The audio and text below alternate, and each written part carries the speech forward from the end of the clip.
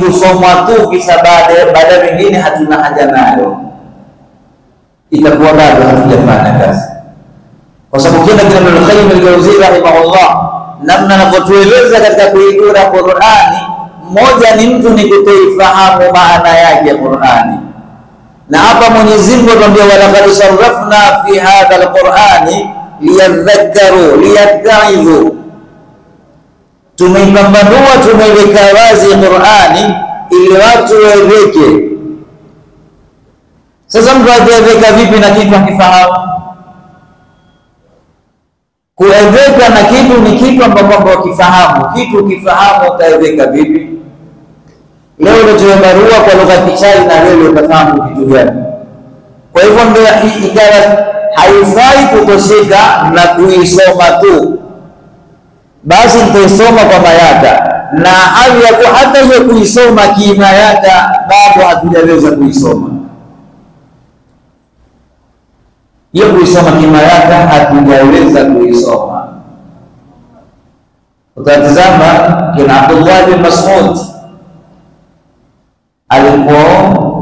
alipomsikia ule mtu usoma inna masadaqatu lilfuqara, ile mada kuna haraka sita kaipita haraka mbili, kawa mkali sana, akampa Mtume akulisomesha sampuli.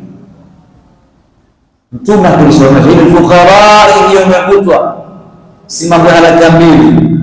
Sasa ndio kama sisi stage ya kwanza ya Qur'ani bado hatujaifikia.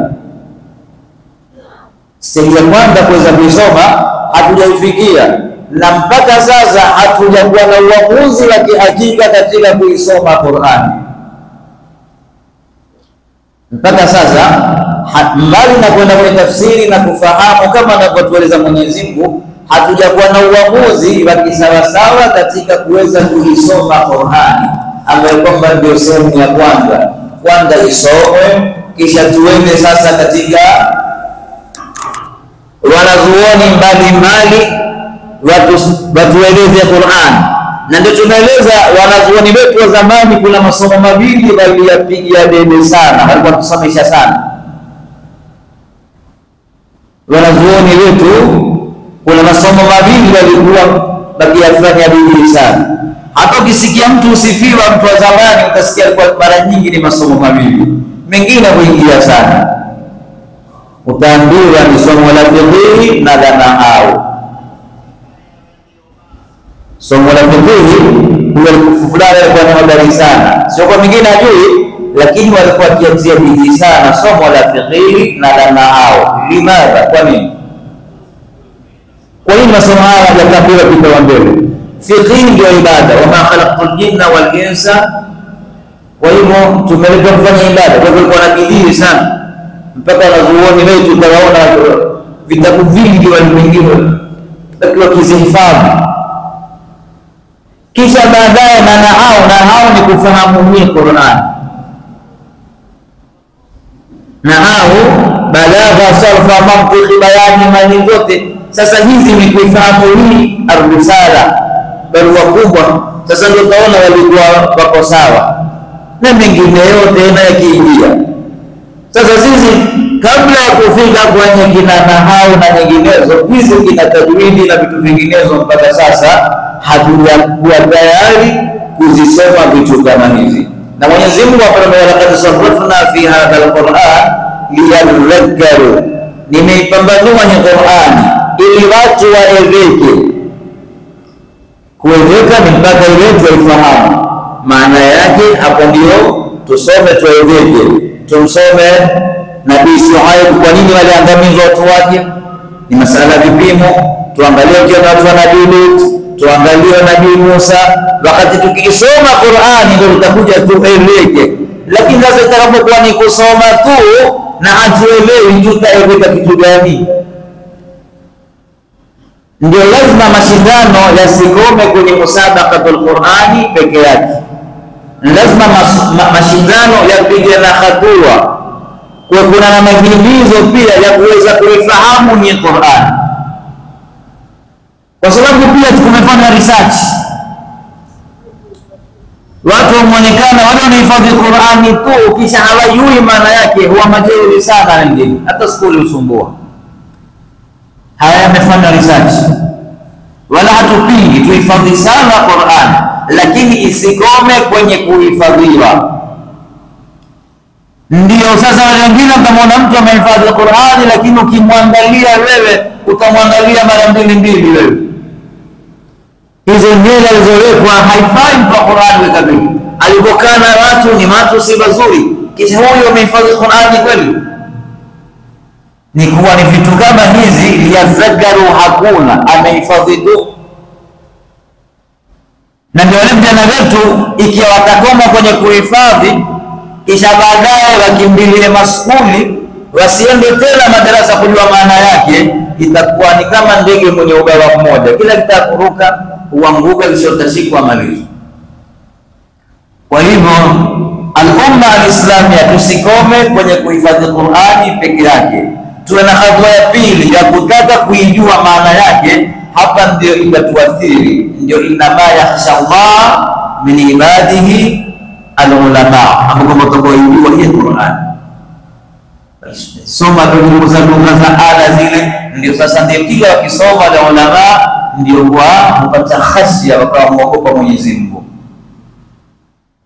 Kwa hivyo hizi ni vitu ambavyo kwamba tuziangalie sana katika mujtamaa wetu, ili mbeleni tutakapokuwa na mahafidhi ambao kwamba na huku waijua na Qur'ani, isiwe ni mahafidhi peke yake lakini Qur'ani hawaijui, kisha ndio huja zile hasara ambazo kwamba twazieleza. Wakaona mtu amehifadhi lakini ukimwangalia uko katika jangwa jingine alilingana na masala ya Qur'an.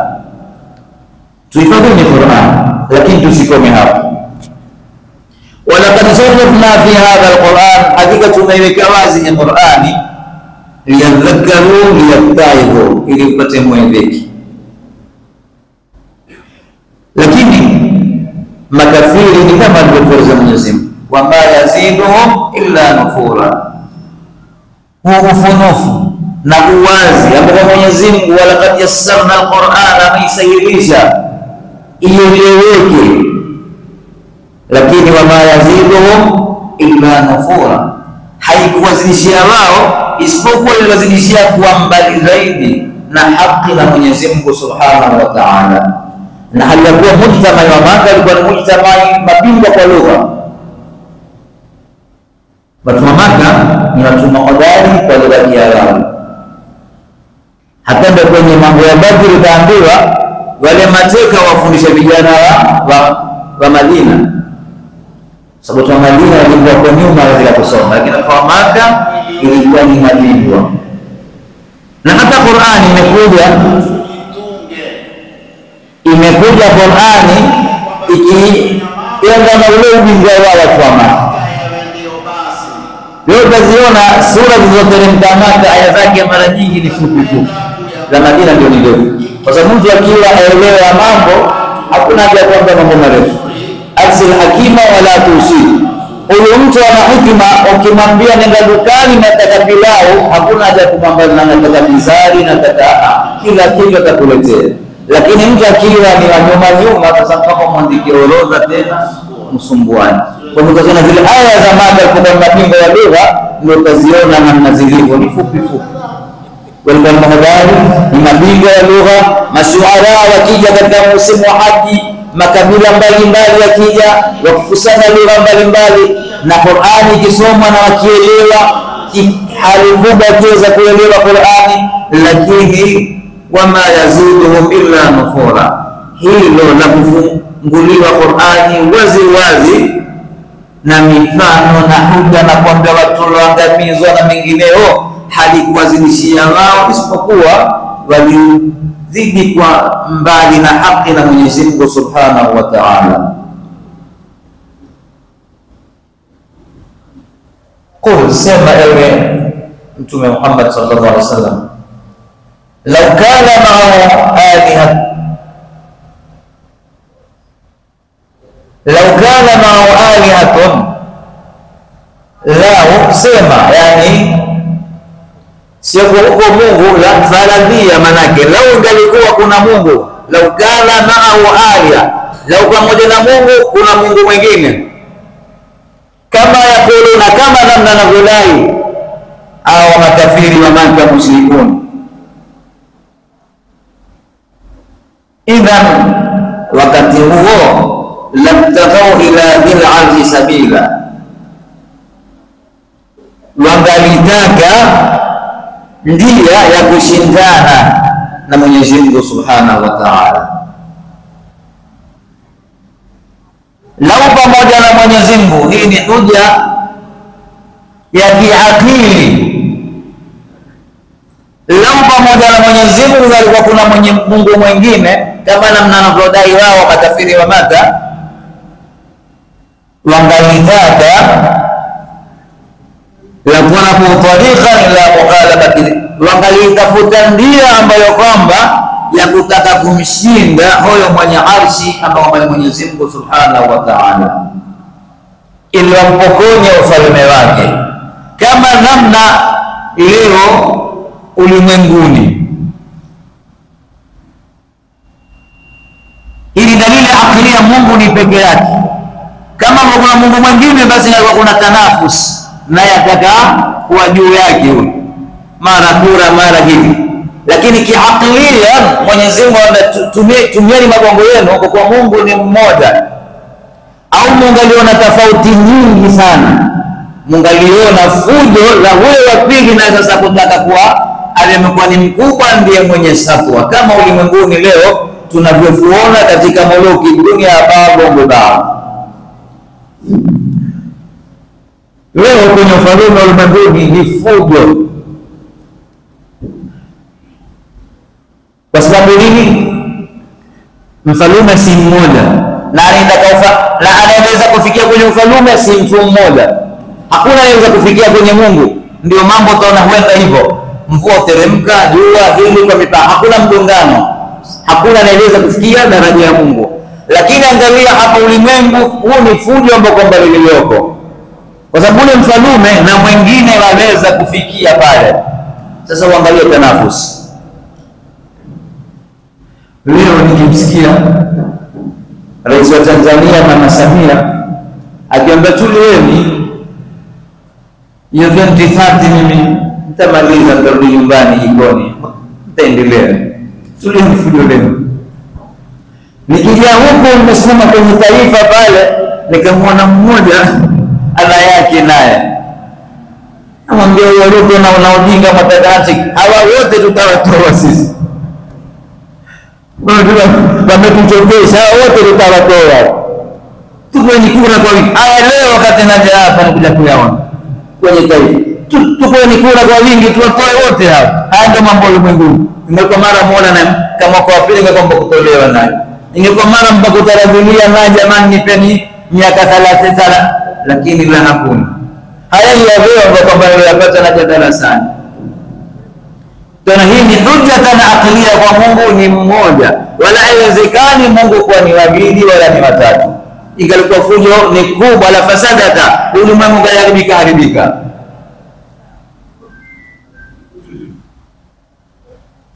Ndio Mwenyezi Mungu Subhanahu wa Ta'ala akamwambia Subhanahu wa Ta'ala, ametakasika Mwenyezi Mungu na ametukuka, amma yakununa, na hayo wanayoyasema ya kumsingizia Mungu na watoto wa kike. Kuna Mungu mwingine, kuna Mungu Baba kama Kristo, kuna mama, kuna hivi mpaka amekuwa hayaeleweki hata kiaklia. Mungu akaingia kwa Maryam, kisha baadaye baada ya sitisia, kisha Mungu akawa kijana, kisha Mungu akawa, hata kwa kiaklia utaziona vitu kama hizi hazikubaliki wala hazieleweki. Subhanahu wa Ta'ala ametakasika Mwenyezi Mungu na ametukuka, amma yakununa, na hayo wanayosema wanamzulia Mwenyezi Mungu, wa ana watoto wa kike malaika, ana wapibi, ana kadha, uluwan kabira, kuepukana sana na hizo sifa ambazo kwamba wanazomsingizia Mwenyezi Mungu Subhanahu wa Ta'ala. Tusabbihu lahu samawati as-sab'u wal ardu wa man fihinna, mbingu na ardhi na zilizomo ndani zake humsabihi Mwenyezi Mungu, mtakasa Mwenyezi Mungu, zamkubali Mwenyezi Mungu. Tusabbihu lahu, humsabihi Mwenyezi Mungu. samawati, mbingu 7 na ardhi, wa man fihinna, na zilizomo ndani zake. Yuko pale, wa in min shay'in, na hakuna kitu chochote, illa yusabbihu bihamdi, isipokuwa humsabihi Mwenyezi Mungu, humtukuza Mwenyezi Mungu, zamjua na zamkubali Mwenyezi Mungu. Wa fi kulli shay'in lahu aya tadullu ala annahu wahid, katika kila kitu kuna alama ya kufahamisha Mungu ni mmoja. Kila kitu kizingatia, ukifikiria, ukaangaa uzuri, basi utaona kuna alama ya kuwa Mungu si wawili. Tadullu ala annahu wahid. Walakin la tafqahuna tasbiha, lakini nyinyi hamfahamu tasbihi za vitu vyote, hapo zifahamu, kwa sababu lugha zake ni mbali, si kama lugha zetu. Ndio masala ya tasbihi hapa, dakika 5 tuziangalie. Kina Nasafi kwambia tusabbihu, kila kitu usema subhanallahi wa bihamdihi, kila kitu usema subhanallahi wa bihamdihi. Tuende katika hadithi mbalimbali, moja mbili tustafidi, kisha tumalizie. Katika hadithi ambayo imepokewa na Imamu Ahmad na An-Nasai yenye daraja al-hasan, Nabii Nuh alayhi salam lamma hadarathu al-wafat, karibu ya kufa Nabii Nuh aliwaambia wanawe, amurukuma bi subhanallahi wa bihamdihi. Na haya tumependa kueleza kwa sababu tumekuwa ni wazito sisi kwenye adhkar, masala ya adhkar tumekuwa ni mazito. Nabii Nuh wakati aondoka ulimwenguni awaambia vijana zake, amurukuma bi subhanallah, na hadithi ni hasan ya kubalika, na maamrisho ya mshikamani na nini ya tasbih subhanallah wa bihamdihi. Hii ndio salatu kulli shay, ndio swala ya kila kitu. Wa biha yurzaqu kullu, na kwa hiyo watu ndio hupewa riziki hiyo, subhanallahi wa bihamdi. Tuende tena kwenye hadithi ambayo kwamba imepokewa na Imam al-Bukhari ambayo ni sahihi. Mtume sallallahu alaihi wasallam na kalimatani khafifatani ala lisan, kuna vilima viwili ni vyepesi kwenye ulimi, thaqilatani fil mizan, ni vizito katika mizani, habibatani ila rahman, zapendekeza sana mbele ya Mwenyezi Mungu, subhanallah wa bihamdi subhanallah al-azim. Tuende tena hadithi iliyopokewa na Imam Muslim ambapo ni sahihi, kipitia kina Abi Dharr. Mtume akimwambia Abi Dharr, ala ukhbiruka bi ahabbil kalami ila Allah, sikufahamishi maneno yanayopendekezwa zaidi mbele ya Mwenyezi Mungu. Bilarada ya Rasulullah, qultu ya Rasulullah akhbirni bi ahabbil kalami ila Allah, nieleza maneno hayo. Inna ahabbal kalami ila Allah subhanallahi wa bihamdihi. Subhanallah wa bihamdihi, ukienda kwenye hadithi nyingine, ghurasat lahu nakhalatun fil janna, ukisema mara moja hupandiwa mtende peponi. Hadithi ni hasan. Na kwenye hadithi nyingine unaposema subhanallahi al-azim wa bihamdihi. Tukienda kwenye hadithi nyingine ya Mtume sallallahu alaihi wasallam, kwa sababu tupiana shauki leo tuwe na uradi kama huu sana, kwenye hadithi ambayo imepokewa na Imam Muslim ambayo ni sahihi, Mtume sallallahu alaihi wasallam akituambia, wa man qala subhanallahi wa bihamdihi fi yawmi 100 marra, mtu subhanallahi wa bihamdihi siku moja mara 100, ghufirat lahu dhunubuhu, samia madhambi yake, wa in kanat mithla zabadil bahri, hata ikiwa ni mfano wa povu la baharini,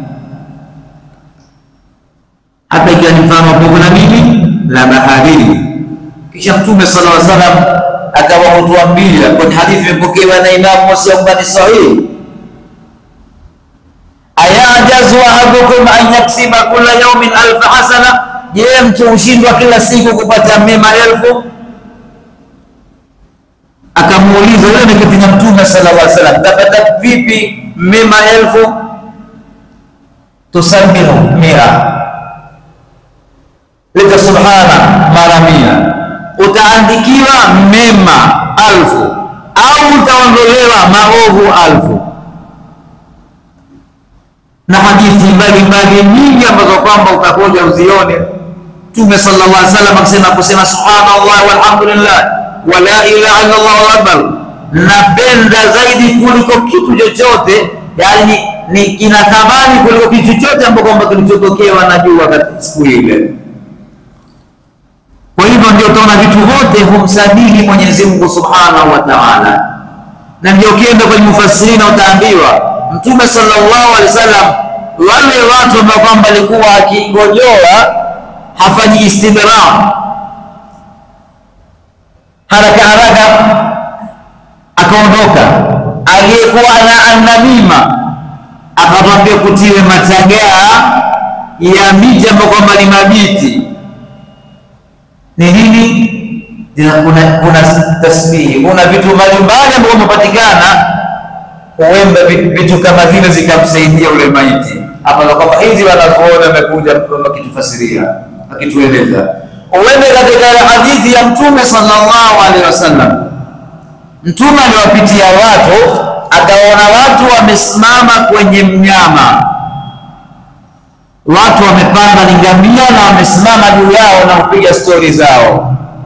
Mtume aliwaambia maneno haya, irkabuha salima, wapandeni ya wanyama kwa amani, wadauha salima, wateni kwa amani, wala tattakhidhuha karasi, hawa nyama msifanye mviti mmeketi nyinyi mkipiga stori zenu juu yake.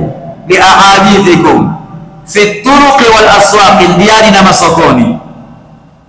Farubba markubatin khairu min rakiba, huenda huyo aliyepandwa mnyama ikawa ni mbora kuliko yule aliyempanda.